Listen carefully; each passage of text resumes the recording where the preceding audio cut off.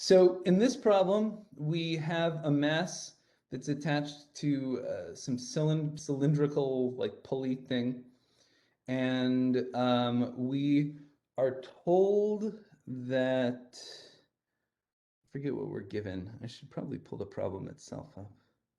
Let me do that. So this is spring 16.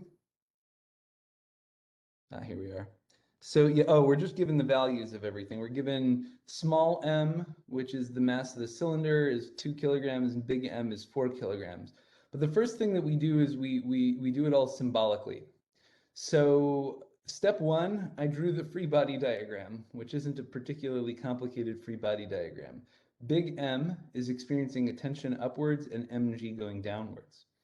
If I write, F net equals ma, well, F net on this is the mg. I'm going to define downward as the positive direction here. Minus tension is equal to ma. And then the other thing that we have, the other equation, is that the net torque is equal to I alpha, where this is the I for a cylinder. And the torque here is going to be the tension applied at R, the radius of the cylinder.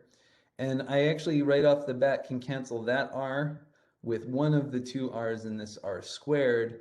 And so now that I have the tension equals mr over 2 alpha. And then the last equation, the one you always got to remember, is what's called the no-slip condition, which relates the acceleration of the mass to the angular acceleration of the cylinder. The acceleration is equal to alpha r. Yeah, that's the no-slip condition.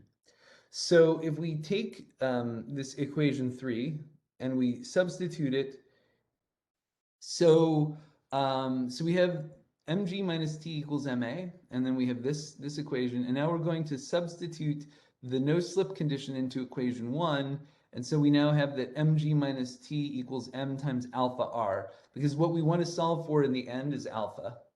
So now we've got this. Now we're going to substitute that the tension equals mr over 2 alpha in place of the t here. And so we get mg minus mr over 2 alpha equals m alpha r. And now it's just a matter of doing algebra upon this. And we bring all of the terms with alpha in them together. We combine terms, we divide this over to this side, and we get that alpha is mg over mr over 2 plus mr, which we can just rewrite as capital M over capital M plus m over 2 times g over r. And then we just plug numbers in, and we get 26 radians. So that's the problem. So